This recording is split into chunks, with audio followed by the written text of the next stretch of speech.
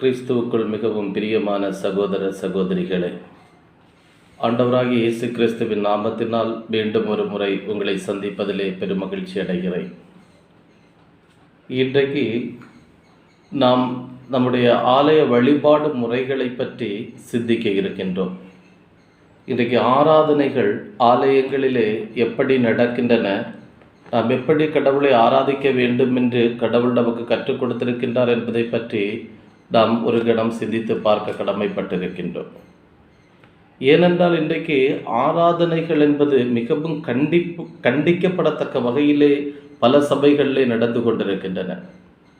ஒழுங்கீனமான முறையிலே இன்றைக்கு ஆராதனைகள் நடந்து கொண்டிருக்கின்றன என்பது அநேக ஊழியக்காரர்களுக்கு தெரியும். அந்த அளவுக்கு இன்றைக்கு தரம் தாழ்ந்த முறையிலே பல போதகர்கள் ஆராதனைகளை நடத்தி கொண்டிருக்கின்றார்கள். ஆராதனை எப்படி நடக்க வேண்டும் என்பதை இன்று நாம் கற்றுக்கொள்ள வேண்டும், தெரிந்து கொள்ள வேண்டும். உலக போக்கிலான ஆராதனை இன்றைக்கு சபைகளுக்கு தேவையில்லை என்பதை அனைவரும் உணர்ந்து கொள்ள வேண்டும். ஆராதனை நடத்துகின்றவர்களும் ஆராதிக்கின்ற ஒவ்வொருவருமே புரிந்து கொள்ள வேண்டும், உலக போக்கிலான ஆராதனை கடவுளுக்கு தேவையில்லை என்பது. இன்றைக்கு பாருங்கள், பாடல்களை வெளியிடுகின்றார்கள். இன்றைக்கு பாடல்களை வெளியிடும் பொழுது எப்படிப்பட்ட பாடல்களை வெளியிடுகின்றார்கள்?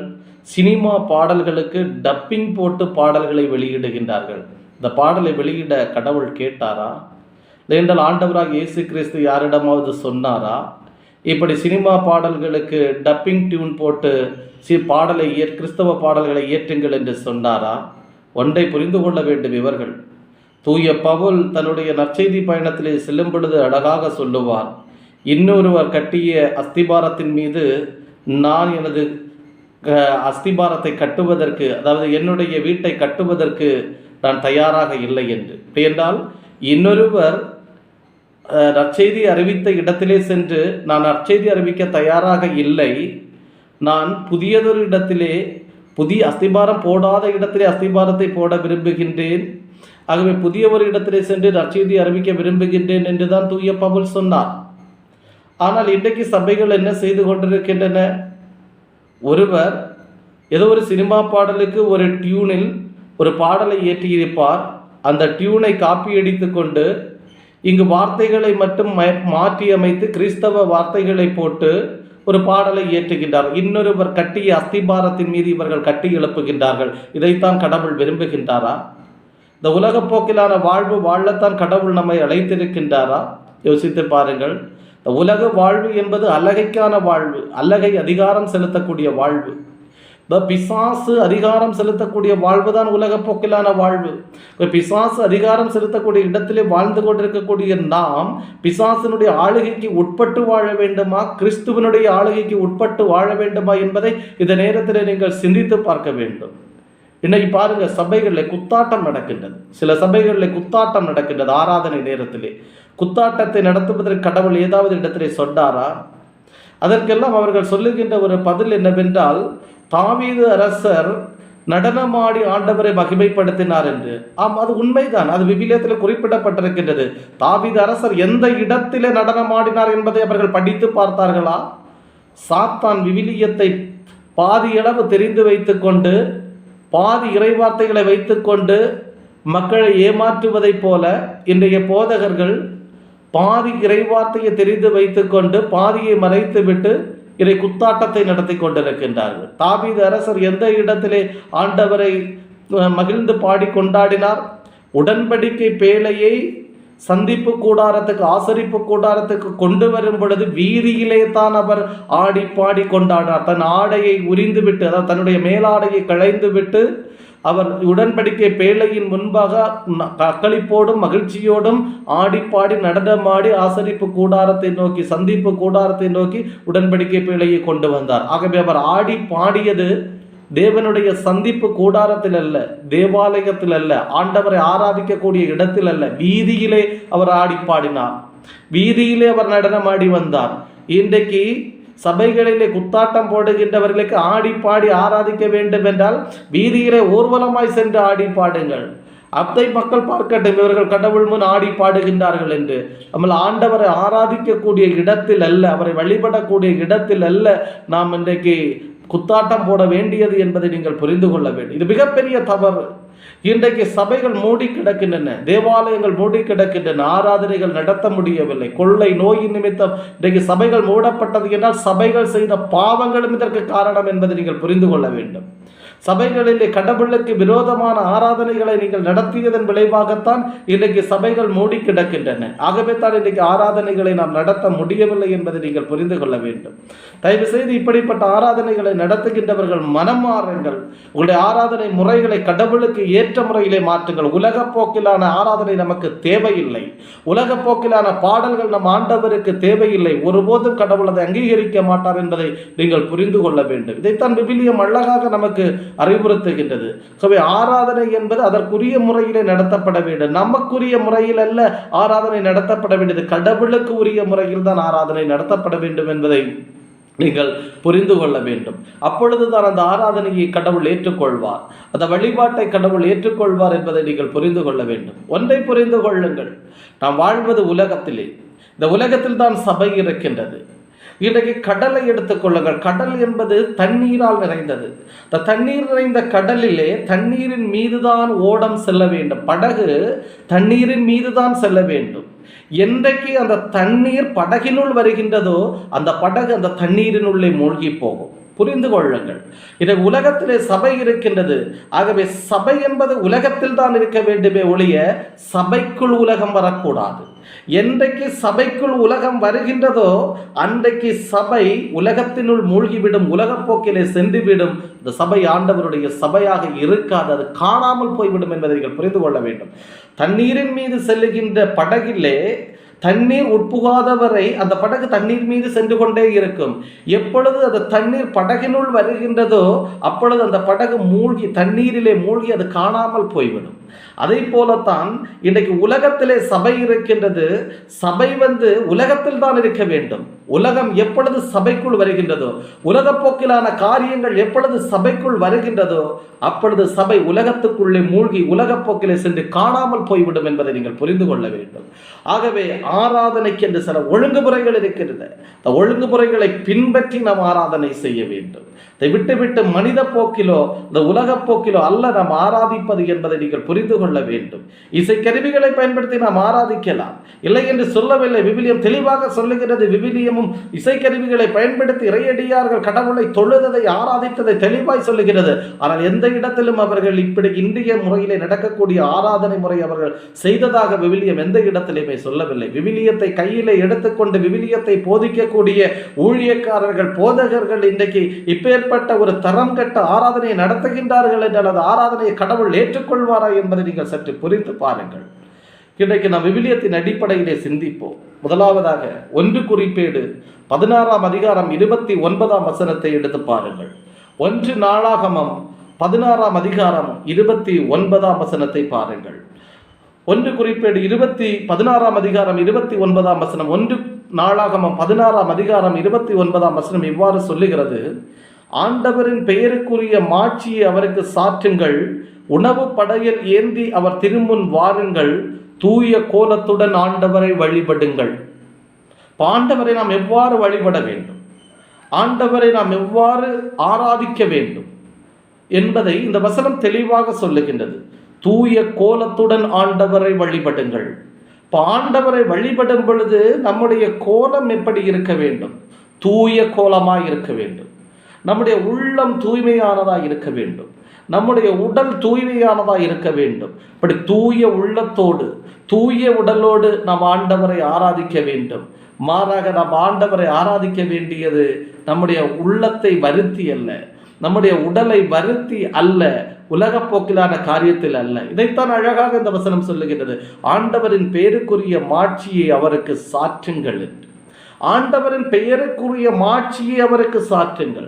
படிக்கின்றால் ஆண்டவருடைய பெயருக்குரிய மகிமையை அவருக்கு கொடுங்கள் என்று இந்த வசனம் அழகாக சொல்லுகின்றது. எப்படி கொடுப்பது? ஆடிப்பாடிதான் கடவுளுக்கு மகிமையை கொடுக்க வேண்டும் என்று இந்த வசனம் சொல்லுகின்றதா?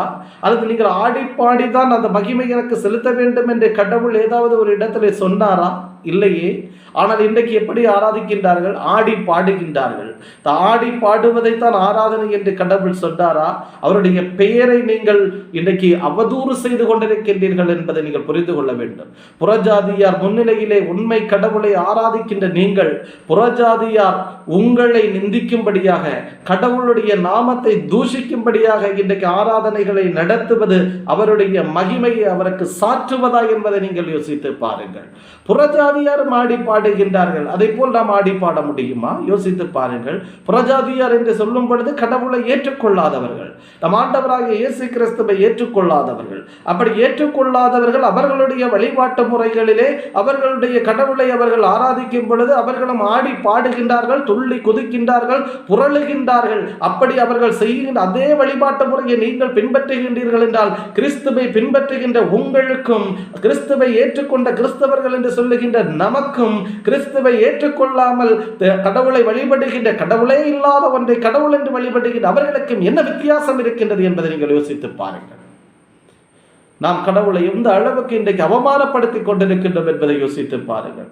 உணவு படையில் ஏந்தி அவர் திருமுன் வாருங்கள் என்று சொல்லுகின்றார். உணவு படையில் ஏந்தி அவர் திருமுன் வாருங்கள் என்றால் உணவு படை, உணவை கொண்டு வா என்று சொல்லவில்லை கடவுள், காணிக்கைகளை கொண்டு வரத்தான் அந்த இடத்தில் கடவுள் சொல்லுகின்றார். நீங்கள் ஆலயத்துக்குள்ளே கடவுளை ஆராதிக்க வரும் பொழுது கடவுள் உங்களுக்கு கொடுத்த ஆசீர்வாதத்தின் ஒரு பகுதியை கடவுளுக்கு காணிக்கையாக எடுத்துக்கொண்டு வாருங்கள் என்று சொல்லுகின்றார் அவரை ஆராதிக்க.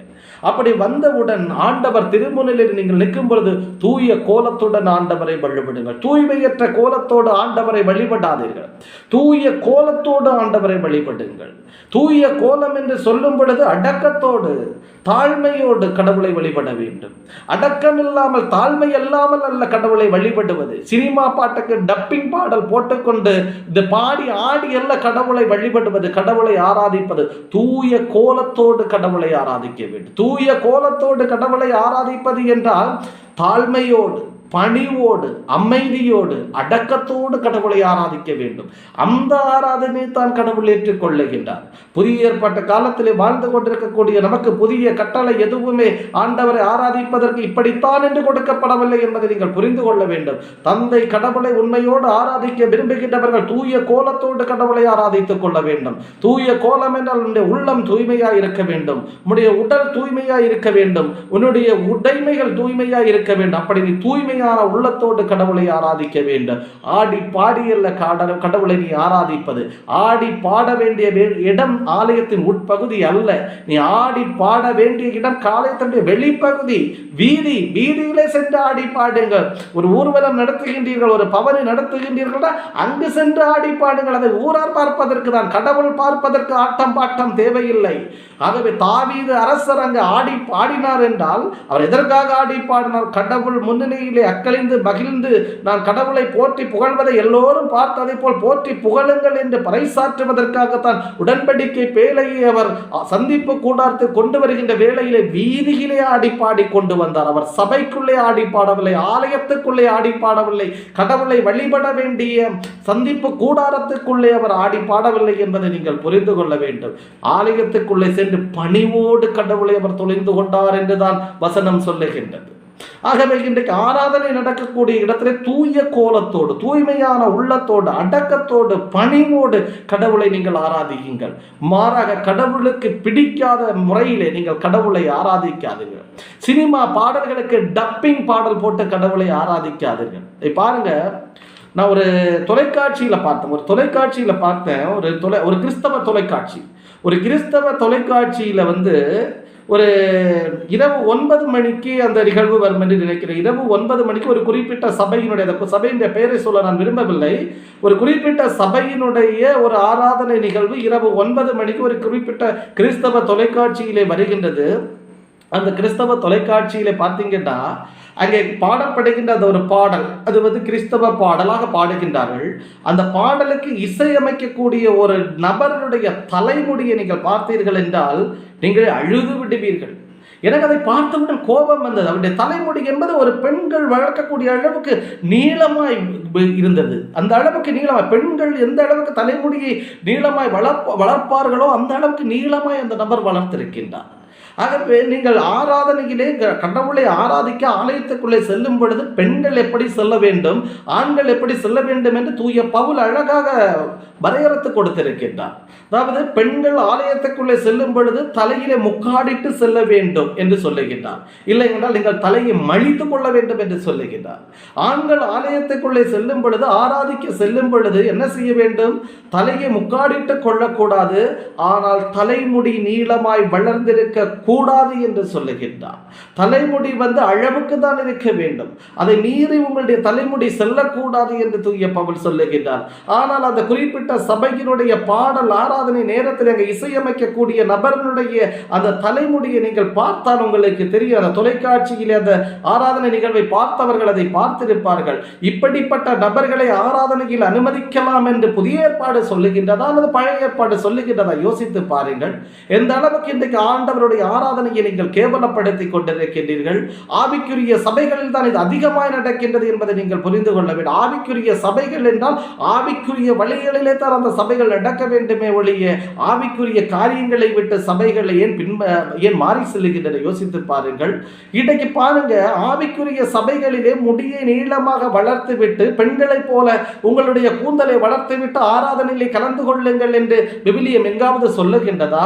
ஆண்கள் முடியை நீளமாக வளர்க்கக்கூடாது, முடியை கத்தரித்துக் கொள்ள வேண்டும், பெண்களைப் போல கூந்தலை வளர்க்கக்கூடாது, முக்காடிட்டு கொள்ளக்கூடாது, அப்படி நீங்கள் தான் கடவுளை ஆராதிக்க வேண்டும் என்று தானே பவுல் கட்டளையிட்டு இருக்கின்றார் உங்களுக்கு. அந்த கட்டளையை மீறித்தானே இன்றைக்கு ஆவிக்குரிய சில சபைகளிலே இந்த ஆராதனைகளை நீங்கள் நடத்தி கொண்டிருக்கின்றீர்கள். கடவுளுக்கு உகந்த முறையிலே ஆராதனையை நடத்துகின்றீர்களா? தூய கோலத்துடன் தான் ஆராதனை நடத்துகின்றீர்களா?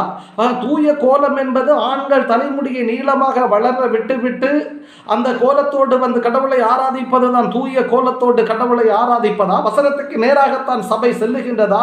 வசனத்துக்கு நேராகத்தான் நீங்கள் இன்றைக்கு ஆராதனை நடத்தி கொண்டிருக்கின்றீர்களா? யோசித்து பாருங்கள். யோசித்து பார்க்க வேண்டும். இன்றைக்கு நம்முடைய சபைகளுடைய ஆராதனை எந்த அளவுக்கு செல்லுகின்றது என்று. இன்னும் ஒரு நபர் அங்கே இசையமைக்கின்றார். எப்படி? என்ன நபருடைய தலைமுடியை அழகாக அவர் வடிவமைத்திருக்கிறார். ஓகே, அதை அவர் வடிவமைத்திருக்கிறார் வைத்துக் கொள்வோம். வடிவமைத்து விட்டு இந்த பெண்கள் தலையில இந்த இடத்திலே வைப்பார்கள் தெரியுமா? பெண்கள் தலையில இப்படி வைப்பார்கள், ஒரு ரீத் என்று சொல்வார்கள், பெண்கள் தலையிலே வைக்கக்கூடிய ரீத் என்று. அந்த ஒரு உபகரணத்தை ஒரு ஆண் தலையிலே வைத்துக்கொண்டு இந்த மாதிரி வைத்துக்கொண்டு ஒரு பாடலாரா நிலை இசையமைத்துக் கொண்டிருக்கின்றார். அப்படி என்றால் இது தூய கோலத்துடன் ஆண்டவரை ஆராதிப்பதா?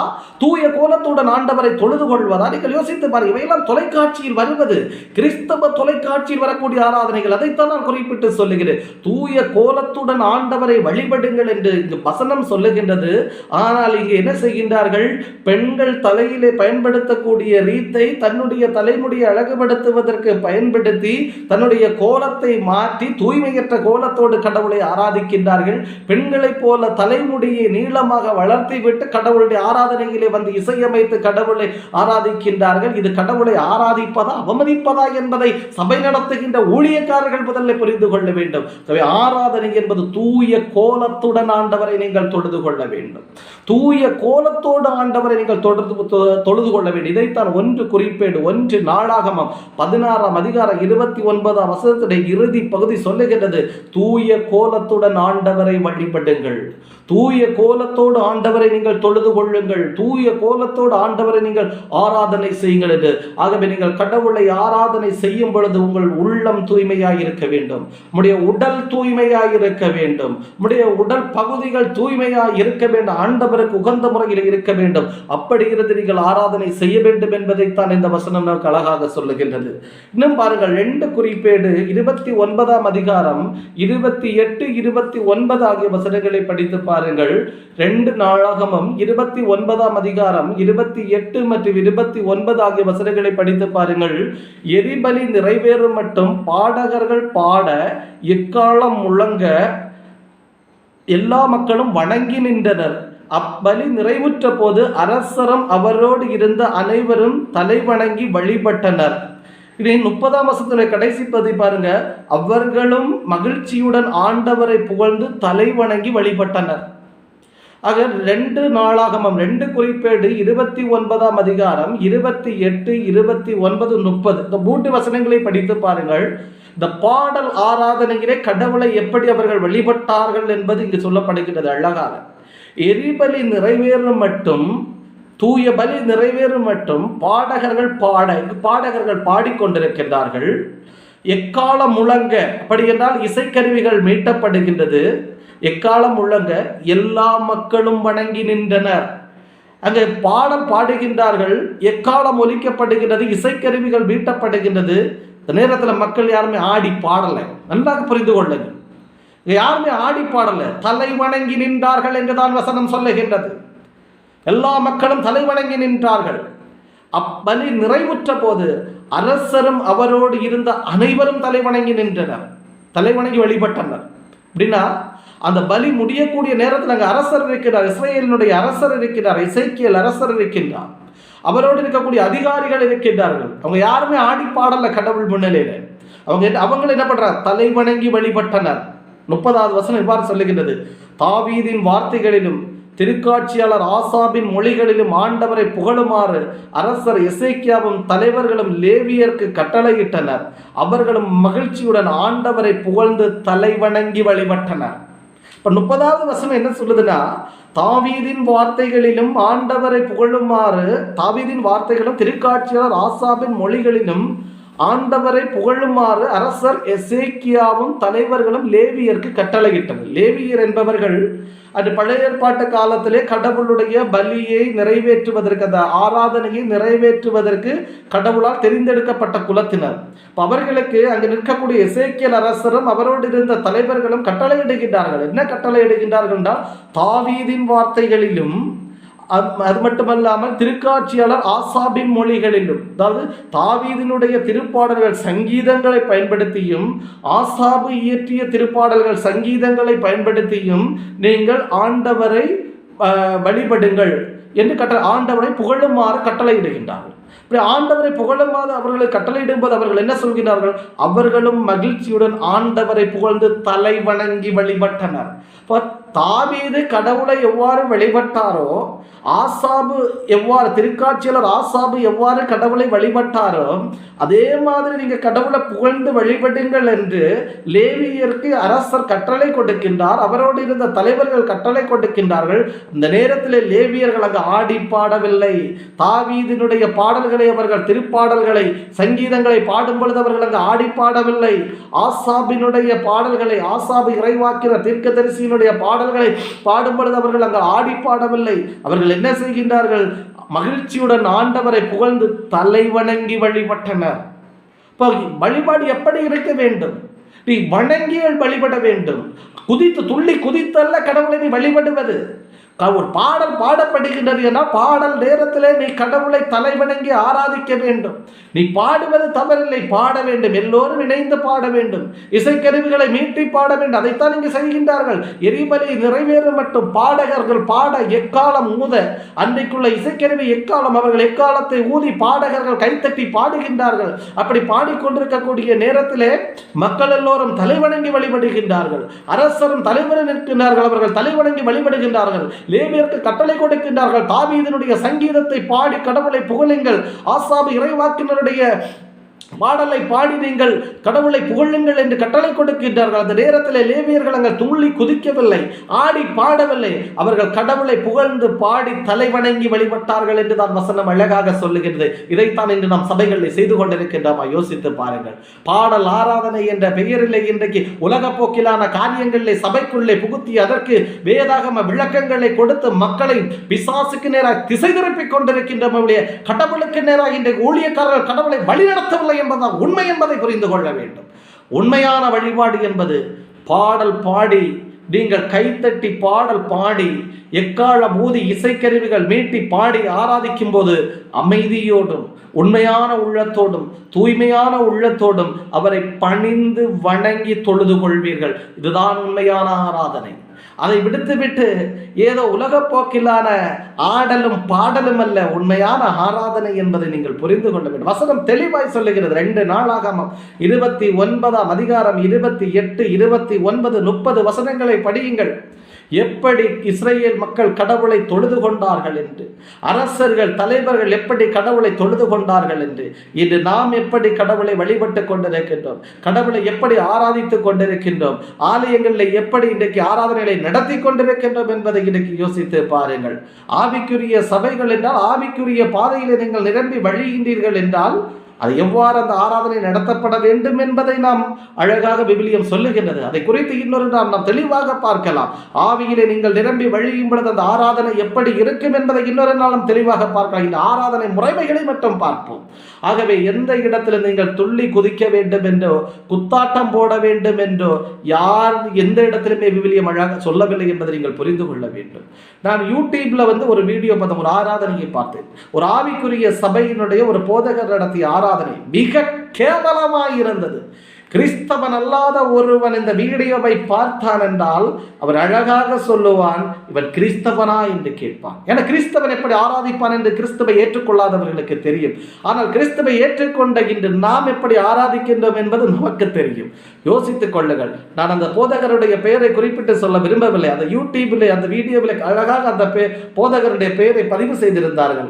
இவர் போடுகின்ற குத்தாட்டம் என்ற இந்த போதகர் போடுகின்ற குத்தாட்டத்தை பாருங்கள் என்று அழகாக அதிலே பதிவு செய்திருந்தார்கள். இப்படித்தான் ஆராதிக்க வேண்டும் என்று பைபிள்ல எந்த இடத்துல ஒரு சினிமா நடனம் ஆடுகின்ற ஒரு நடன கலைஞர் கூட அந்த அளவுக்கு கேவலமாக நடனம் ஆட மாட்டார். அந்த அளவுக்கு கேவலமாக ஆராதனை நடனமாடி தன்னுடைய விசுவாசிகளை வழிநடத்துகின்ற ஒரு போதகருடைய யூடியூப் வீடியோவை நான் பார்த்தேன். அவர் இந்த வசனத்தை தெளிவாக படிக்க நான் இந்த நேரத்தில் கேட்டுக்கொள்கிறேன். 2 நாளாக 29 அதிகாரம் 28, 29, 30 தெளிவாக அந்த போதகர் படிக்க நான் இந்த நேரத்தில் கேட்டுக்கொள்கிறேன். படித்து விட்டவர் ஆராதனையை நடத்தட்டும். இன்றைக்கு சபைகளிலே குத்தாட்டங்கள் நடத்துகின்ற, சபைகளிலே உலக போக்கிலான ஆராதனைகளை நடத்துகின்ற போதகர்கள், ஊழியக்காரர்கள் இந்த வசனங்களை படித்துவிட்டு உங்கள் ஆலயங்களில் ஆராதனைகளை நடத்துங்கள் என்று அன்போடு கேட்டுக்கொள்ளுகிறேன். நீங்கள் கடவுளை அவமதிக்காதீர்கள், கடவுளை ஆராதித்து மகிமைப்படுத்துங்கள். இன்னும் பாருங்க, திருப்பாடல் 95:6 இடுங்கள். சங்கீதம் 95 அதிகாரம் 6 வசனத்தை பாருங்கள். அதுவாறு சொல்லுகிறது, வாருங்கள் தாழ்பணிந்து அவரை தொழுவோம், நம்மை உருவாக்கிய ஆண்டவர் முன் முழந்தாள் படியிடுவோம். இப்போ நம்ம ஆராதனை எப்படி இருக்க வேண்டும் என்று சங்கீதம் 95:6 அழகாக சொல்லுகிறது. திருப்பாடல் 95:6 என்ன சொல்லுகிறது? வாருங்கள் தாழ்பணிந்து அவரை தொழுவோம். இப்போ நீங்கள் கடவுளை எப்படி ஆராதிக்க வேண்டும்? தாழ்பணிந்து அவரை தொழ வேண்டும், அவரை ஆராதிக்க வேண்டும். ஆடி பாடி குதித்தல்ல ஆராதிக்க வேண்டும் என்று இங்கு சங்கீதம் சொல்லுகின்றது. சங்கீதக்காரர் அழகாக சொல்லுகிறார், தாழ் பணிந்தவரை ஆராதிப்போம் என்று. அல்லாம வாருங்க துள்ளி குதிச்சு ஆராதிப்போம் இங்கு சங்கீதக்காரர் சொல்லவில்லை. சங்கீதம் 95:6 தான் சொல்லுகிறது, வாருங்கள் தாழ் பணிந்தவரை தொழுவோம் என்று, நம்மை உருவாக்கிய ஆண்டவர் முன் முழந்தாள் படியிடுவோம் என்று. ஆக நீ பாடல் ஆராதனை வேளையிலே முழந்தாள் படியிட்டு முழந்தாள் படியிட்டு கடவுளை பாடி தொழுங்கள். அப்பொழுது அங்கு ஆட்டத்திற்கு இடம் இருக்காது, அங்கு துள்ளுவதற்கு இடம் இருக்காது. ஆகவே தான் சங்கீதக்காரர் இவ்வாறு சொல்லுகிறார், வாருங்கள் தாழ் பணிந்தவரை தொழுவோம், நம்மை உருவாக்கி ஆண்டவர் முன் முழந்தாள் படியிடுவோம். இப்போ ஆராதனை நேரத்திலே நீங்கள் கடவுள் முன் முழந்தாள் படியிடுங்கள்.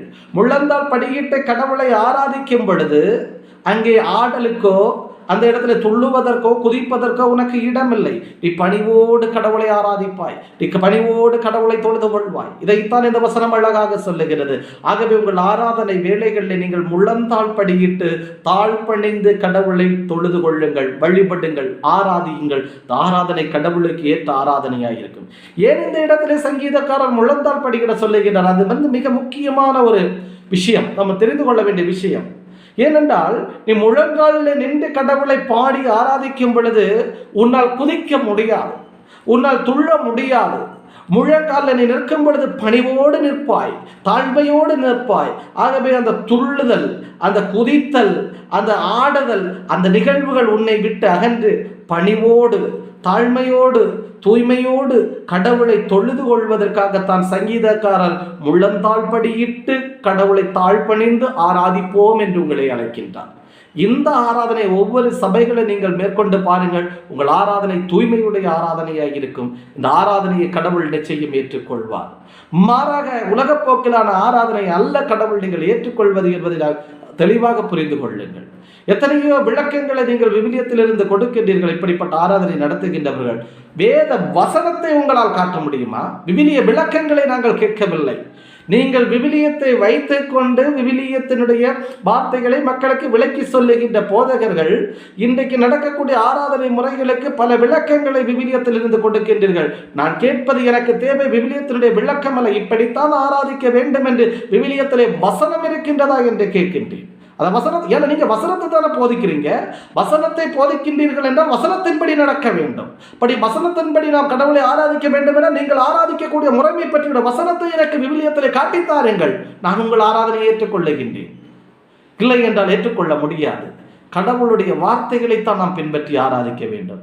மாறாக போதகருடைய வார்த்தைகளையோ மனிதருடைய வார்த்தைகளையோ உலக போக்கை அல்ல பின்பற்றி நாம் கடவுளை ஆராதிக்க வேண்டும். நாம் எப்படி ஆராதிக்க வேண்டும் என்று கடவுள் அழகாக இதிலே நமக்கு சொல்லி தந்திருக்கின்றார்.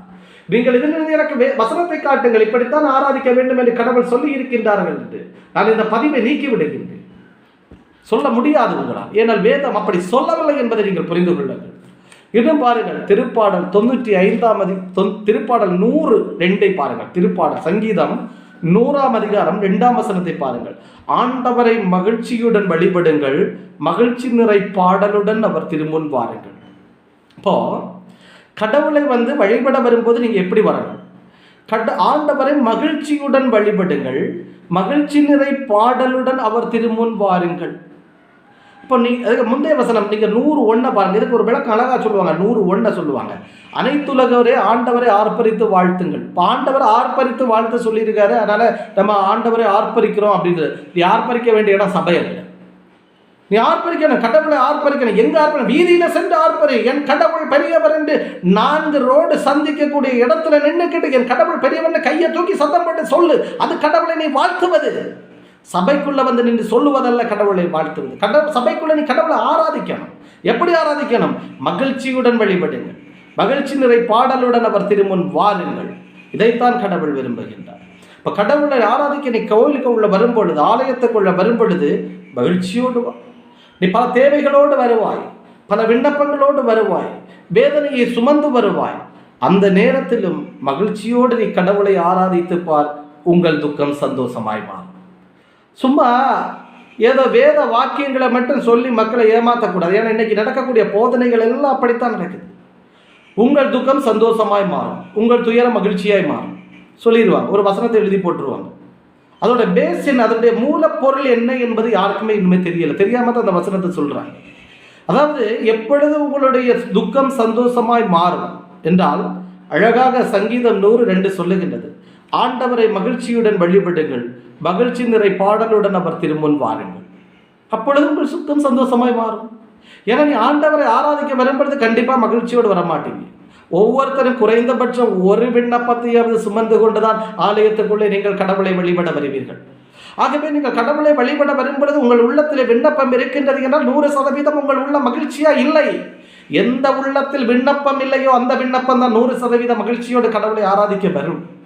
ஒரு விண்ணப்பம் உங்களுடைய உள்ளத்தில் இருந்தது என்றால் 100% மகிழ்ச்சி உங்கள் உள்ளத்தில் இல்லை. ஆகவே நீங்கள் மகிழ்ச்சியோடு கடவுளை ஆராதிக்க வரவில்லை. ஆனால் அப்படி வரும் பொழுது, நீங்கள் கடவுளை ஆராதிக்க வரும் பொழுது மகிழ்ச்சியோடு கடவுளை ஆராதியுங்கள், மகிழ்ச்சியோடு கடவுளை வணங்குங்கள், கடவுளை போற்றி பாடுங்கள், கடவுளை துதியுங்கள். அப்பொழுது உங்கள் விண்ணப்பம் ஏற்றுக்கொள்ளப்பட்ட ஆராதனை முடிந்து நீங்கள் செல்லும் பொழுது உங்கள் துக்கம் சந்தோஷமாய் மாறி செல்வீர்கள். இதைத்தான் அந்த வசனம் சொல்லுகின்றது. ஆகவே நீங்கள் கடவுளை ஆராதிக்க வரும்பொழுது மகிழ்ச்சியோடு வாருங்கள். நீங்கள் அதாவது ஆண்டவரை மகிழ்ச்சியுடன் வழிபடுங்கள், மகிழ்ச்சி நிறை பாடலுடன் அவர் திருமுன் வாருங்கள். இப்போ கடவுள்கிட்ட வரும்போது அழுதுகிட்டு வராதிங்க அப்படின்னு சொல்றாரு. இப்போ நீ வேதனையோடு தான் வருவாய். கடவுளை ஆராதிக்க ஆலயத்துக்குள்ளே வரும்பொழுது விண்ணப்பங்களை சுமந்து வருகின்ற நீ மனதுக்குள்ளே வேதனையோடு கண்களிலே கண்ணீர் வெளியத்தான் வருவாய். உன்னுடைய கண்ணீரை காண்கின்றவர் ஆண்டவர், உன் வேதனைகளை அறிகின்றவர் ஆண்டவர். ஏனென்றால் விவிலியம் அழகாக சொல்லுகின்றது, உள்ளங்களை ஊடுருவி பார்க்கக்கூடியவர் ஆண்டவர் என்று, உள்ளங்களின் எண்ணங்களை சீர்தூக்கி பார்ப்பவர் ஆண்டவர் என்று. ஆகவே உன் உள்ளத்திலே என்ன இருக்கின்றது, என்ன வேதனை இருக்கின்றது, உன் கண்களில் இருந்து ஏன் கண்ணீர் வடிகின்றது என்பது கடவுளுக்கு தெரியும் நீ ஆராதிக்க வரும் பொழுது. ஆகவே நீ அவர் முன்னிலே நிற்கும் பொழுது அழுது கொண்டு நிற்காது, மகிழ்ச்சியோடு அவரை வழிபடுங்கள், மகிழ்ச்சியோடு வழிபடுங்கள், மகிழ்ச்சியோடு அவரை ஆராதியுங்கள். மகிழ்ச்சி நிறை பாடலுடன் அவர் திருமுன் நில்லுங்கள். அப்பொழுது கடவுள் உங்கள் விண்ணப்பத்தை நிறைவேற்றி உன்னை மகிழ்ச்சியாய் வீட்டுக்கு அனுப்பி வைப்பார். இதைத்தான் வேதாகமம் அழகாக சொல்லுகின்றது. ஆகவே இந்த ஆராதனைகளை நாம் மகிழ்ச்சியோடு தான் நடத்தி கொண்டிருக்கின்றோமா?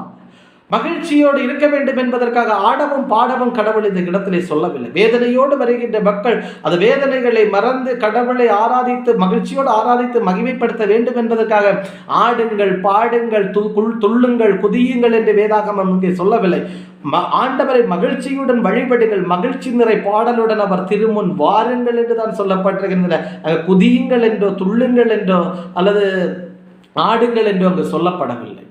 உன் உள்ளம் மகிழ்ச்சியாக இருக்க வேண்டும் என்று தான் சொல்லப்படுகின்றது. அந்த வேதனையின் மத்தியிலும் நீ கடவுளை உண்மையான மகிழ்ச்சியோடு அவரை ஆராதித்துப்பார், அவரை துதித்துப்பார், நீ உண்மையிலேயே மகிழ்ச்சியோடு வெளியே செல்வார். இன்றைக்கு என்னுடைய வாழ்க்கை எடுத்துக்கொண்டால் கூட நான் பலவிதமான வேதனைகளுக்கு மத்தியில் தான் வாழ்ந்து கொண்டிருக்கின்றேன். என் உள்ளத்திலே ஒரு வேதனை, ஒரு பாரம் எப்போதும் இருந்து கொண்டுதான் இருக்கின்றது. அது என்னை என் உள்ளத்தை எப்பொழுதும் குத்தி கொண்டு என் கண்களிலே பல நேரங்களிலே கண்ணீரை வரவழைத்து கொண்டுதான் இருக்கின்றது.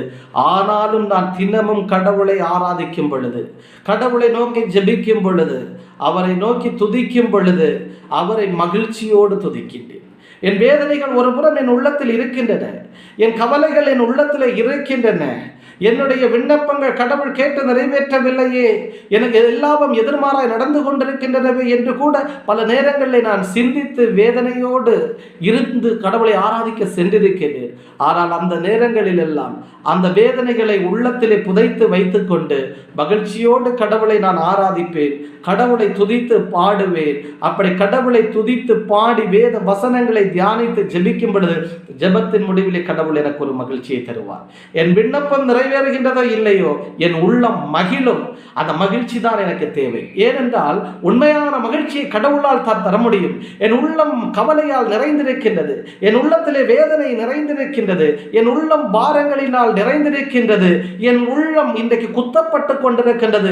நெருஞ்சி முழு உடலை குத்திக் கொண்டே இருப்பதை போல என் உள்ளத்தை இன்றைக்கு பாரங்கள் நிறைந்திருந்து என்னுடைய பிரச்சனைகள் என்னை குத்திக் கொண்டே இருக்கின்றது என் உள்ளத்துக்குள்ளே இருந்து கொண்டு.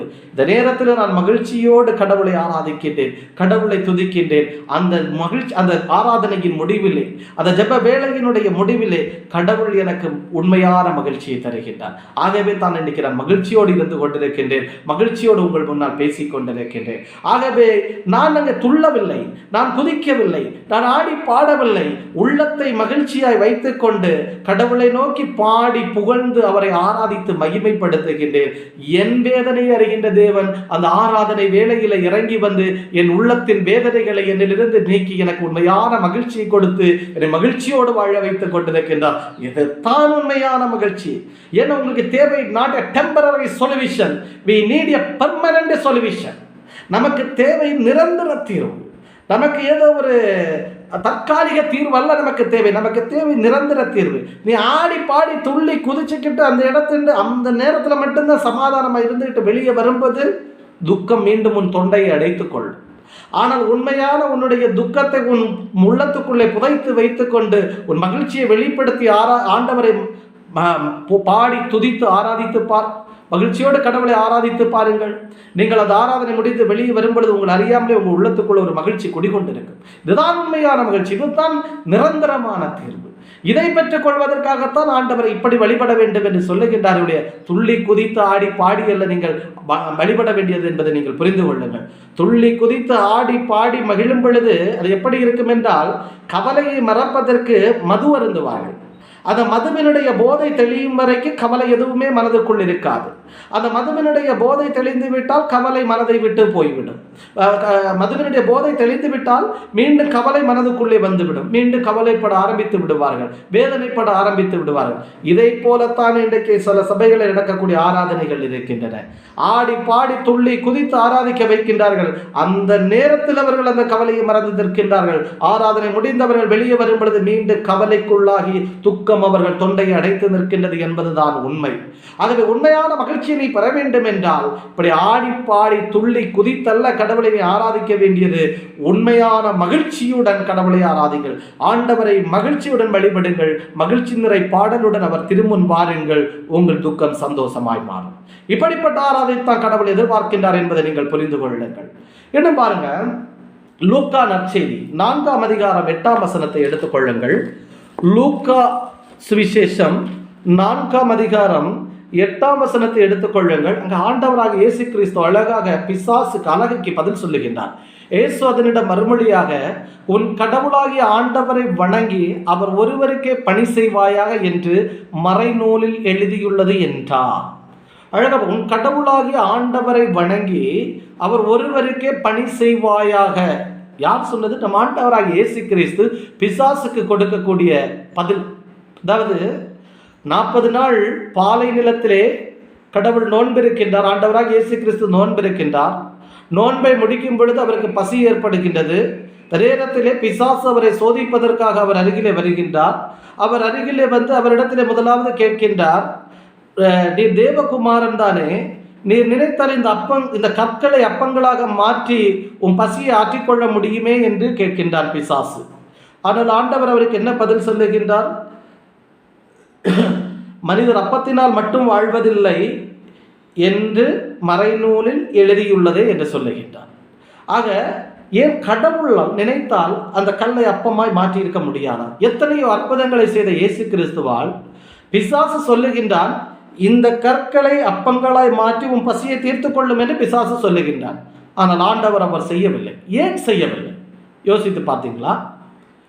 பிசாசு சொல்லுகின்றான், இந்த கற்களை அப்பங்களாய் மாற்றி உன் பசியை தீர்த்து கொள்ளும் என்று பிசாசு சொல்லுகின்றார். ஏன் அந்த கற்களை அப்பங்களா மாற்ற கடவுளால் முடியாதா? முடியுமே. லூக்கா நற்செய்தி 4:4 இவ்வாறு சொல்லுகிறது, அதனிடம் இயேசு மறுமொழியாக, மனிதர் அப்பத்தினால் மட்டும் வாழ்வதில்லை என்று மறைநூலில் எழுதியுள்ளது என்றார். அவர் கற்களை அங்கு அப்பங்களாய் மாற்றவில்லை. மீண்டும் ஒரு வசனத்தை அவனுக்கு சொல்லிக் கொடுக்கின்றார், மனிதன் அப்பத்தினால் மட்டும் வாழ்வதில்லை என்று. ஏன் கடவுள் இந்த இடத்திலே பிசாசு சொன்னதை கேட்டு அப்பங்களாக மாற்றவில்லை? யாராவது யோசித்து பார்த்தீங்களா? பிசாசுக்கு கீழ்ப்படிய கூடாது என்பதற்காகத்தான் ஆண்டவராக இயேசு கிறிஸ்து அந்த இடத்திலே கல்லை அப்பங்களாக மாற்றவில்லை. இறந்தோரை உயிர்ப்பிக்கக்கூடிய தேவனால், தான் இறந்தும் கூட உயிர் தெளிந்து வர முடிந்த தேவனால் ஏன் ஒரு சாதாரண கல்லை அப்பங்களாக மாற்ற முடியாதா? 5 அப்பங்களை 2 மீனையும் 5000 பேருக்கு பகிர்ந்தளித்து கொடுத்த ஒரு கடவுளால் சாதாரண ஒரு கல்லை அப்பமாக மாற்ற முடியாதா? முடியும். ஏன் அவர் அவ்வாறு செய்யவில்லை? அவரிடம் சொன்னது யார்? பிசாசு. அல்லகை சொல்லி இருக்கின்றார். அவனுடைய வார்த்தைக்கு நாம் கீழ்ப்படியக்கூடாது. தேவ பிள்ளைகள் ஒருபோது பிசாசினுடைய சொல்லுக்கு கீழ்ப்படியக்கூடாது.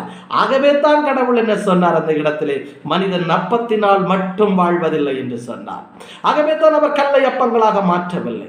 ஏனென்றால் சொன்னவன் பிசாசு, அவனுக்கு நாம் கீழ்ப்படியக்கூடாது என்பதற்காக. ஆனால் இன்னைக்கு நாம் சபைகளிலே பிசாசுக்கு கீழ்ப்படிந்த ஆராதனை நடத்தி கொண்டிருக்கின்றோம். சினிமா பாட்டுக்கு டப்பிங் பாட்டு போடுறான்னு சொல்லக்கூடியது பிசாசு, கடவுள் அல்ல. இன்னைக்கு சினிமா பாட்டுக்கு டப்பிங் பாட்டை போட்டு சினிக்கு சபையில் ஆராதனை நடத்துகின்றா, நீ பிசாசினுடைய சொல்லுக்கு கீழ்ப்படுகின்றாய், கடவுளுடைய சொல்லுக்கு கீழ்ப்படியவில்லை என்பதை புரிந்து கொள்.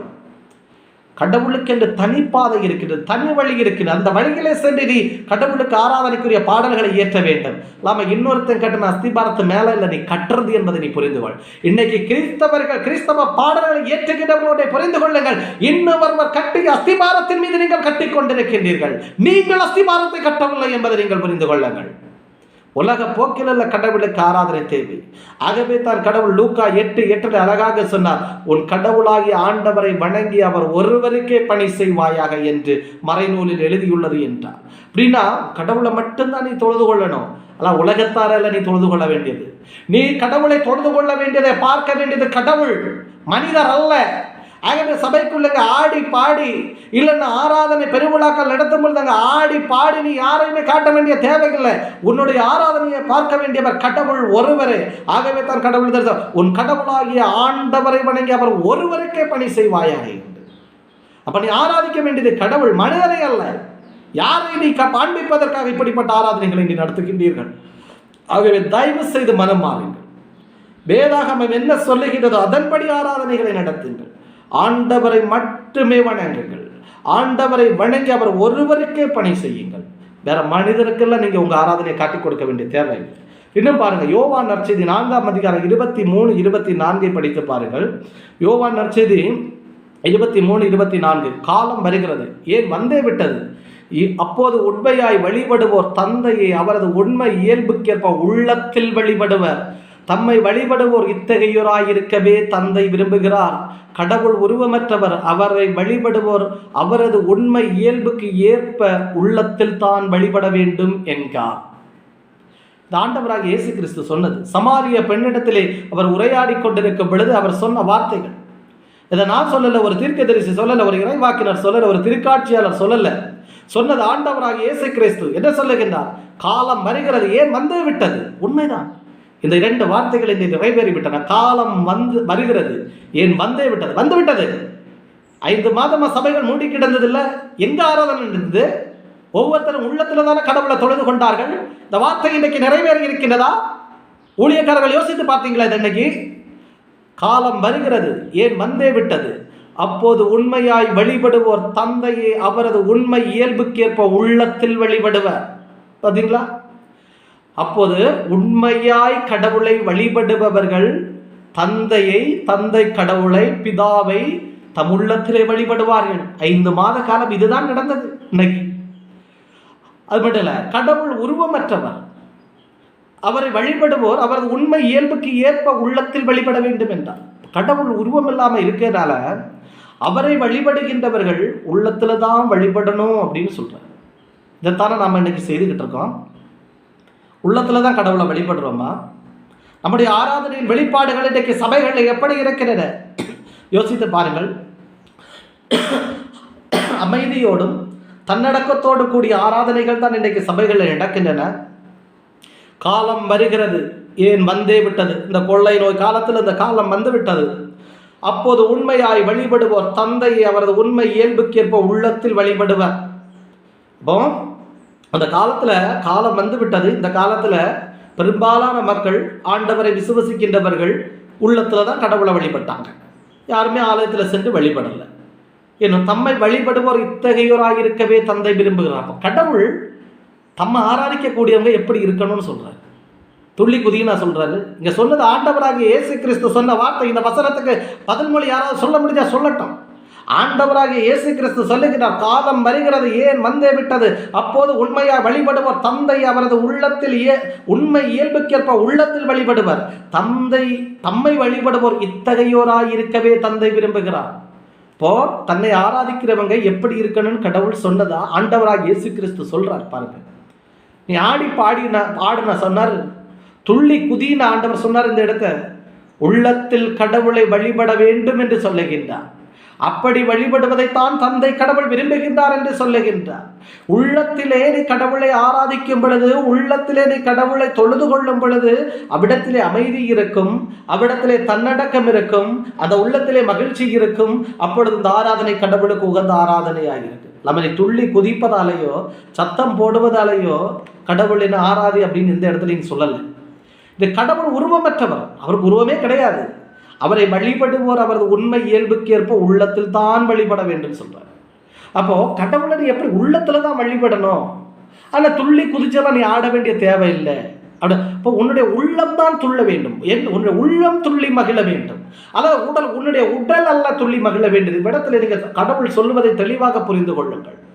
உள்ளத்தால் கடவுளை ஆராதிக்க வேண்டும் என்றால் இன்றைக்கு மனிதன் உடலை பயன்படுத்தி உடலை துள்ளி குதித்து மகிழ்ச்சியை வெளிப்படுத்துவதல்ல. உன்னுடைய உள்ளத்திலே மகிழ்ச்சி வர வேண்டும். உன்னுடைய உள்ளம் துள்ளி மகிழ்ந்து கடவுளை ஆராதிக்க வேண்டும். அதைத்தான் ஆண்டவர் விரும்புகின்றார். இல்லாம உடம்பை வச்சுக்கிட்டு துள்ளி குதிக்கக்கூடிய ஆராதனை அல்ல கடவுள் விரும்புவது. இந்த வசனத்தை தெளிவா புரிஞ்சுக்கோங்க. புரியுதா? இன்னைக்கு அந்த காலமே வந்து விட்டது. எத்தனையோ மக்கள் ஆலயங்களில் சென்று கடவுளை வழிபட முடியாமல் இன்னைக்கு வீடுகளுக்குள்ளே இருந்து உள்ளத்திலே கடவுளை தொழுதார்கள், உள்ளத்திலே வழிபட்டார்கள். அந்த ஆராதனையை இந்த நாட்களிலே கடவுள் ஏற்றுக்கொண்டிருக்கின்றார் என்பதை நீங்கள் புரிந்து கொள்ள வேண்டும். நீங்கள் உடல் ரீதியான உலக ரீதியான ஆராதனையை சபைகளை நடத்தியதால் தான் 5 மாதங்கள் ஆராதனைகள் நடத்த முடியாமல் சபைகள் மூடப்பட்டிருந்தன என்பதை நீங்கள் புரிந்து கொள்ள வேண்டும்.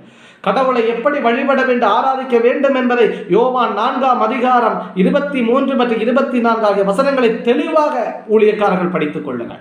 தன்படி உங்களது ஆராதனையை தயவு செய்து மாற்றிக்கொள்ளுங்கள். இன்னும் பாருங்க, ரோமையருக்கு எழுதிய திருமுகம் 12ஆம் அதிகாரம் 1ஆம் வசனத்தை படித்து பாருங்கள். ரோமர் 12:1 படிங்கள். சகோதரர் சகோதரிகளை, கடவுளுடைய இரக்கத்தை முன்னிட்டு கடவுளை உங்களை வேண்டுகிறேன். சகோதர சகோதரிகளே, கடவுளுடைய இரக்கத்தை முன்னிட்டு உங்களை வேண்டுகிறேன், கடவுளுக்கு உகந்த தூய உயிருள்ள பலியாக உங்களை படையுங்கள். இப்போ கடவுளை ஆராதிக்கும் போது உன்னை எப்படி நீ கடவுளுக்கு ஒப்புக் கொடுக்க வேண்டும்? தூய உயிருள்ள பலியாக உங்களை படையுங்கள். இதுவே நீங்கள் செய்யும் உள்ளார்ந்த வழிபாடு. இல்லைங்களா? இந்த வசனம் திரும்பவும் படிக்கிறேன். சகோதர சகோதரிகளே, கடவுளுடைய இரக்கத்தை முன்னிட்டு உங்களை வேண்டுகிறேன், கடவுளுக்கு உகந்த தூய உயிருள்ள பலியாக உங்களை படையுங்கள். இதுவே நீங்கள் செய்யும் உள்ளார்ந்த வழிபாடு. இப்போ உண்மையான வழிபாடு, ஆராதனை எது? ரோமர் 12:1 அழகாக சொல்லுகின்றது உண்மையான வழிபாடு எது என்பதை. அதாவது அவர் சொல்றாரு, தூய பவுல் அழகா சொல்றாரு, உங்கள் கடவுளுடைய இரக்கத்தை முன்னிட்டு உங்களை வேண்டுகிறேன், உங்கள்கிட்ட சொல்றேன்ப்பா கேளுங்க, தயவு செய்து ஆராதிக்க போகக்கூடிய மக்களே கேளுங்கள் என்று பவுல் ரோமர் 12:1 சொல்லுகிறார். என்ன சொல்லுகிறார்? கடவுளுக்கு உகந்த தூய உயிருள்ள பலியாக உங்களை படையுங்கள். கடவுளை ஆராதிக்க செல்லும் பொழுது ஆராதனை ஸ்தலத்திலே உங்களை உயிருள்ள பலியாக கடவுளுக்கு ஒப்புக் கொடுங்கள். பலி பொருள் எந்த இடத்துலயாவது துள்ளி குதிக்குமா? யோசித்து பாருங்க. பவுல் என்ன சொல்லுகிறார்? நீங்கள் கடவுளை ஆராதிக்க செல்லும் பொழுது உங்களை உயிருள்ள பலியாக கடவுளுக்கு படையுங்கள் என்று சொல்லுகின்றார். இப்போ பலி பொருள் எங்காவது துள்ளி குதிக்குமா? இஸ்ரேல் மக்கள் பலியிட காளைகளையும் ஆடுகளையும் செம்மறிக்கிடாய்களையும் கொண்டு வரும்பொழுது உயிரோட தான் கொண்டு வருவாங்க. அதுக்கப்புறம் தான் அதை வெட்டி உயிரற்றதான் மாற்றுவாங்க. உயிருள்ள பலி பொருளாக கொண்டு வரக்கூடிய அந்த பலி பொருள் எங்கேயாவது துள்ளி குதிச்சுதான்? பழைய ஏற்பாடை படித்து பாருங்க. இஸ்ரேல் மக்கள் பலி பொருட்களை உயிரோடு கடவுளுடைய சன்னிதானத்தில் கொண்டு வரும் பொழுது அந்த பலி பொருள் எங்கேயாவது ஆடி பாடி இருக்கா, துள்ளி குதிச்சிருக்கா? யோசிச்சு பாருங்க. இன்னைக்கு பவுல் என்ன சொல்லுங்க? நீ ஆராதனை செய்யும் பொழுது உயிருள்ள ஜீவ பலியா இன்னைக்கு நீ தான் பலி பொருள். உன்னை பலி பொருளாய் கடவுளுக்கு ஒப்புக்கொடு. அப்ப கடவுளை ஆராதிக்கும் பொழுது உன்னையே நீ பலி பொருளாய் ஒப்புக் கொடுக்கின்றாய். நீ பலி பொருளாய் ஒப்புக் கொடுக்கும் பொழுது அங்கே எந்த இடத்துல ஆடி பாட வேண்டி இருக்கின்றது, எந்த இடத்துல துள்ளி குதிக்க வேண்டி இருக்கின்றது? யோசித்து பாருங்க. இதைத்தான் உள்ளார்ந்த வழிபாடு என்று பவுல் சொல்லுகின்றார். ஆகவே உன்னை ஜீவ பலியாக உயிருள்ள பலியாக கடவுளிடத்திலே ஒப்புக்கொடு. ஆராதனை நேரத்திலே அந்த நேரத்திலே நீ செய்கின்ற ஆராதனையை கடவுள் நிச்சயம் ஏற்றுக்கொள்வார். இதுதான் கடவுளுக்கு உகந்த ஆராதனை என்று கடவுள் சொல்லுகின்றார். ஆகவே உயிருள்ள ஜீவ பலி அறியை ஒப்புக் கொடுக்கும் பொழுது அந்த பலி பொருள் எப்போதுமே துள்ளி குதிக்காது. அந்த பலி பொருள் எப்பொழுதுமே ஆடி பாடாது என்பதை நீங்கள் புரிந்து கொள்ள வேண்டும். ஆராதனை நேரத்தில் உங்களை ஜீவ பலியாக கடவுளிடத்தில் ஒப்புக் கொடுத்து கடவுளை தாழ்பணிந்து ஆராதிங்கள். அந்த ஆராதனை தான் உள்ளார்ந்த ஆராதனை. அந்த ஆராதனையை கடவுள் ஏற்றுக்கொள்வார் என்பதை நீங்கள் புரிந்து கொள்ள வேண்டும். இன்னுமாக எபிரேயருக்கு எழுதிய திருமுகம் 12ஆம் அதிகாரம் 28 படிங்க. எபிரேயர் 12:28 படிங்க. ஆதலின் அசைக்க முடியாத அரசை பெற்றுக்கொண்ட நாம் நன்றியுள்ளவர்களாக இருப்போம். நன்றியுணர்வோடும் இறைப்பற்றோடும் அச்சத்தோடும் கடவுளுக்கு உகந்த முறையில் அவருக்கு வழிபாடு செய்வோம். அப்போ எப்படி வழிபாடு செய்யணும்? தூய பவுல் அழகாக எபிரேயருக்கு எழுதிய திருமுகத்தில் அதை எபிரேயருக்கு எழுதிய திருமுகம் 12ஆம் அதிகாரம் 28ஆம் வசனத்தின் கடைசி பதி பாருங்க. இறைப்பற்றோடும் அச்சத்தோடும் கடவுளுக்கு உகந்த முறையில் அவருக்கு வழிபாடு செய்வோம். அப்போ இறைப்பற்றி இருக்க வேண்டும். வழிபாடு செய்யும் போது அச்சம் இருக்கணும், பயம் இருக்கணும். யாரை பற்றிய பயம்? கடவுளை பற்றிய பயம். கடவுளை பற்றிய பயம் உன் உள்ளத்துல இருந்தா நீ நிச்சயமா கடவுளை ஆராதிக்க நிற்கக்கூடிய இடத்துல துள்ளி குதிக்க மாட்டீங்க. புரியுதா? கடவுளை பற்றிய பயம் உங்க உள்ளத்துல இருக்குதுன்னா நிச்சயமா கடவுளை ஆராதிக்க இருக்கக்கூடிய இடத்துல இந்த உலக போக்கிலான துள்ளி குதிக்கிறது, ஆடல் பாடல் பண்றது, குத்தாட்டம் செய்யறது கண்டிப்பா செய்ய மாட்டீங்க. கடவுள் பயம் இல்லாமல் ஆராதனை நடப்பதால் தான் இப்படிப்பட்ட நிகழ்வுகள் இன்னைக்கு சபை ஆராதனைகள் நடக்கின்றன என்பதை நீங்கள் புரிந்து கொள்ள வேண்டும். அதனால தான் பவுல் அழகாக சொல்லுகின்றார் எபிரேயர் 12:28 அசைக்க முடியாத அரசை பெற்றுக்கொண்ட நாம் நன்றியுள்ளவர்களாக இருப்போம். நன்றி உணர்வோடும் இறைப்பற்றோடும் அச்சத்தோடும் கடவுளுக்கு உகந்த முறையில் வழிபாடு செய்வோம். இப்போ நம்ம கடவுளுக்கு உகந்த முறையில் தான் வழிபாடு செய்கின்றோமா? இப்போ நம்முடைய வழிபாடு என்பது கடவுளுக்கு உகந்த முறையில் இருக்க வேண்டும். கடவுள் ஏற்றுக்கொள்ளக்கூடிய முறையில் இருக்க வேண்டும். அந்த கடவுளுக்கு ஏற்றக்கூடிய முறை என்பது கடவுள் பயத்தோடு, கடவுள் பக்தியோடும், இறைப்பற்றோடும், இறை அச்சத்தோடும் நாம் கடவுளை வழிபாடு செய்ய வேண்டும். அதுதான் கடவுளுக்கு உகந்த முறை. அல்லாமல் கடவுள் பயம் இல்லாமல் துள்ளி குதிப்பது அல்ல கடவுளுக்கு ஏற்ற வழிபாடு என்பதை நீங்கள் புரிந்து கொள்ள வேண்டும். இன்றைக்கு பிற இன மக்கள் ஆண்டவராக இயேசு கிறிஸ்துவை ஏற்றுக்கொள்ளாத மக்கள் வழிபடுகின்ற முறைகளிலே உங்கள் வழிபாட்டு முறைகளை தயவு செய்து நீங்கள் மாற்றியமைத்துக் கொள்ளாதீர்கள். உங்கள் வழிபாட்டு முறையை, உங்கள் வழிபாட்டு முறை என்பது கடவுளுக்கு உகந்த முறையிலே மாற வேண்டும். எதைத்தான் நான் ஆரம்பத்திலேயே சொன்னேன், தண்ணீரின் மீது படகு செல்லும் வரைதான் படகு தண்ணீரிலே செல்லும். எப்பொழுது தண்ணீர் படகுக்குள்ளே வருகின்றதோ அந்த படகு தண்ணீருக்குள் மூழ்கி காணாமல் போய்விடும். ஆகவே உலகத்திலே சபை இருக்கின்றது என்றால் உலகத்தில் தான் சபை இருக்க வேண்டும். என்றைக்கு உலக காரியங்கள் சபைக்குள்ளே வருகின்றதோ, உலகம் சபைக்குள்ளே வருகின்றதோ, அன்றைக்கு சபை உலகத்துக்குள் மூழ்கி காணாமல் போய்விடும் என்பதை நீங்கள் புரிந்து கொள்ள வேண்டும். ஆகவே சபை ஆராதனைகளிலே உலக போக்கிலான காரியங்களுக்கு தயவு செய்து இடம் கொடுக்காதீர்கள். அதே போல சினிமா பாடல்களுக்கு டப்பிங் பாடலை உருவாக்கி சபை ஆராதனைகளை பயன்படுத்தாதீர்கள். இன்னொருவர் அமைத்த கல்லின் மீது ஆண்டவருடைய ஆலயத்தை தயவு செய்து கட்டாதீர்கள். ஆலயம் என்றால் நான் ஏதோ நீங்கள் கட்டுமானத்தில் சொல்கிற அந்த ஆலயத்தை நான் சொல்லலை, நீங்கள் உருவாக்கக்கூடிய பாடல்களை நான் சொல்கிறேன். இன்னொருவர் உருவாக்கிய பாடலை அடித்தளமாக கொண்டு கிறிஸ்தவ பாடல்களை தயவு செய்து உருவாக்காதீர்கள். கிறிஸ்தவ பாடல்களை புதிதாக உருவாக்க, உண்மையான கிறிஸ்தவ பாடலை நீ உருவாக்குகின்றாய் என்றால் கடவுள் நிச்சயம் உன்னை அதற்குரிய ஆற்றலால் நிரப்பி இருப்பார்.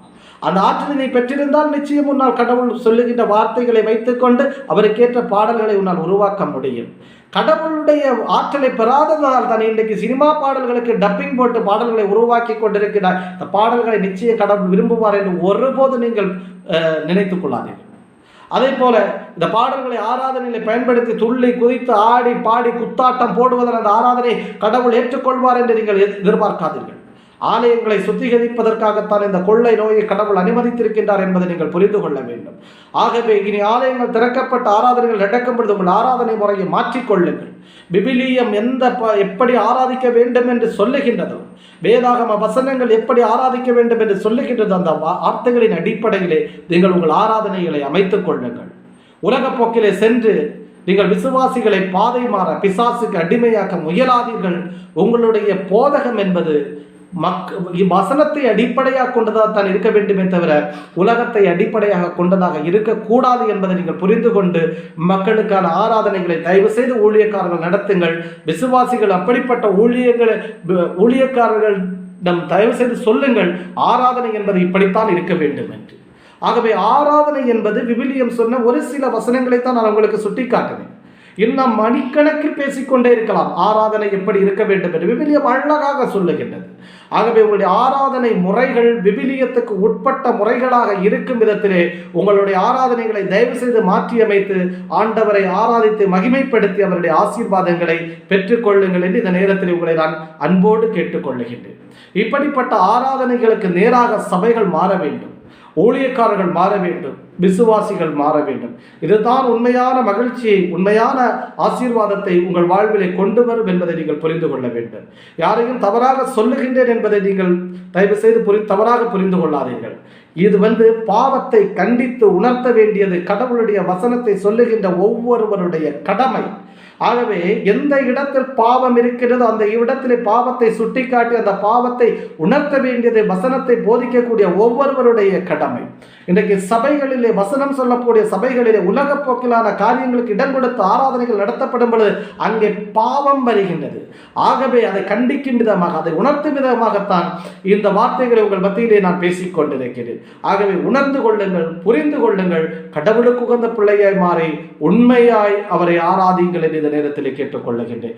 அத்தகைய ஆராதனைக்குரிய வரத்தை வேண்டி நாம் இந்த நேரத்தில் கடவுளை நோக்கி ஜெபிப்போமா?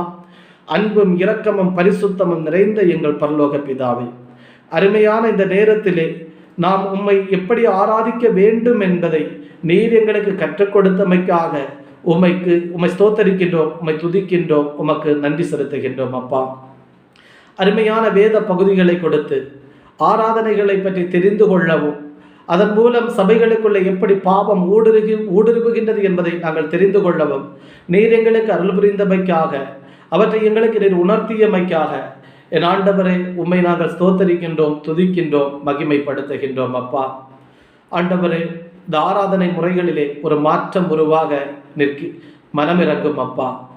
ஒரு மாற்றம் எல்லா ஆராதனைகளிலும் வர வேண்டும் அப்பா. உலக போக்கிலான ஆராதனைகள் சபைகளிலிருந்து மாற்றப்பட வேண்டும் அப்பா. முதலில் இந்த ஆராதனைகள் மாற்றப்பட ஊழியக்காரர்கள் மனம் மாற வேண்டும் ஆண்டவரே. ஆண்டவரே, நீர் ஒவ்வொரு ஊழியக்காரர்களுடைய உள்ளங்களிலும் பேசும் ஆண்டவரே. ஊழியக்காரர்கள் ஒவ்வொருடைய உள்ளங்களை நீர் தொடும் ஆண்டவரே. வசனங்கள் மூலமாக ஊழியக்காரருடைய உள்ளங்களை தொடும் அப்பா. வசனத்துக்கு நேராய் ஊழியக்காரர்களை திருப்பும் ஆண்டவரே.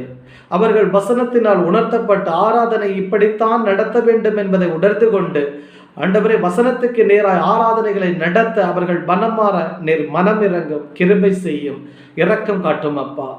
அதை போல விசுவாசிகளும் ஆண்டவரை உண்மையான உள்ளத்தோடு ஆராதித்துக் கொள்ள நீர் கிருபை செய்யும் அப்பா. ஆராதனை வேளைகளிலே ஏதோ உலகப்போக்கிலான ஆராதனைகளில் அவர்கள் கலந்து கொள்ளாமல் உண்மையான உள்ளத்தோடு, தூய உள்ளத்தோடு உம்முடைய வசனம் காட்டுகின்ற வழிகளிலே நடந்து உம்மை ஆராதித்து மகிமைப்படுத்த நீர் அவர்களுக்கு இரக்கம் காட்டும் ஆண்டவரே. ஆண்டவரே, ஆராதனைகளிலே கலந்து கொள்ள வருகின்ற மக்கள் வேதனையோடு வருவார்கள், விண்ணப்பங்களை சுமந்து வருவார்கள், கண்ணீரோடு கவலையோடு வருவார்கள் அப்பா. ஆராதனை வேளைகளிலே அவர்கள் தங்களுடைய கண்ணீரை மறந்து, கவலைகளை மறந்து, மனபாரத்தை மறந்து, வேதனையை மறந்து உண்மையான மகிழ்ச்சியோடு, உண்மையான உள்ளத்தோடு உம்மை ஆராதித்து மகிமைப்படுத்த நீர் அவர்களுக்கு இரக்கம் காட்டும் ஆண்டவரே. அவர்களுக்கு இரக்கம் காட்டும். உண்மையான மகிழ்ச்சியோடு உம்மை ஆராதித்து மகிழ்ந்து உம்மிலே களிகூர்ந்து ஆராதனை முடிந்து அவர்கள் செல்லும் பொழுது தங்கள் விண்ணப்பங்கள் நிறைவேறியவர்களாய், உண்மையான மகிழ்ச்சியை நிரந்தரமாய் உம்மிடத்திலிருந்து பெற்றவர்களாய், உம்முடைய வாக்குத்தத்தம் உங்கள் துக்கம் சந்தோஷமாய் மாறும் என்ற அந்த வார்த்தையின் தங்கள் வாழ்க்கையிலே நிறைவு பெற்றவர்களாய் மகிழ்ச்சியோடு இல்லம் திரும்ப கிருபை செய்வீராக. அத்தகைய ஒரு ஆராதனை சூழ்நிலைக்கு ஏற்ப சபைகளையும் விசுவாசிகளையும் நீர் மாற்றுவீராக. உம் கிருபை இறங்கட்டும். ஒரு சுத்திகரிப்பை நீர் உருவாக்கும். இன்றைக்கு எந்தெந்த சபைகளிலே உலகப்போக்கிலான ஆராதனைகள் நடக்கின்றதோ அந்த சபைகளிலே நீர் ஒரு சுத்திகரிப்பை உருவாக்கும். ஊழியக்காரர்கள் மத்தியிலே சுத்திகரிப்பை உருவாக்கும், சபைகளிலே சுத்திகரிப்பை உருவாக்கும், விசுவாசிகள் மத்தியிலே சுத்திகரிப்பை உருவாக்கும். இதன் மூலம் சபைகளும் விசுவாசிகளும் ஊழியக்காரர்களும் வசனத்துக்கு நேராய் திரும்ப கிருபை செய்யும். இதன் மூலமும் நாமம் மகிமைப்படட்டும். அதன் மூலம் பிசாசினுடைய கிரியைகள் அழிக்கப்படட்டும். அவனுடைய ஆளுகையிலிருந்து மக்கள் விடுபடட்டும். கிருபை செய்வீராக, மனம் இறங்குவீராக. எங்கள் ஜெபத்தை நீர் கேட்டமைக்காக உம்மை ஸ்தோத்தரிக்கின்றோம், துதிக்கின்றோம், நன்றி செலுத்துகின்றோம். எல்லாவற்றையும் இடத்தில் ஒப்புக் கொடுக்கின்றோம். பொறுப்படுத்திக் கொள்ளும். தொடர்ந்து எங்களோடு இருந்து எங்கள் செயல்கள் யாவற்றிலும் எங்களுக்கு வெற்றி அளித்து உண்மையான வழிபாட்டு ரீதியிலே எங்களை வழிநடத்தி செல்லும். துதியும் கனமும் மகிழ்ச்சி உமக்கே செலுத்துகின்றோம். எங்கள் மீட்பரும் ஆண்டவருமாக இயேசு கிறிஸ்துவின் நாமத்தில் ஜெபிக்கிறோம் நல்ல பிதாவே. ஆமேன், ஆமேன்.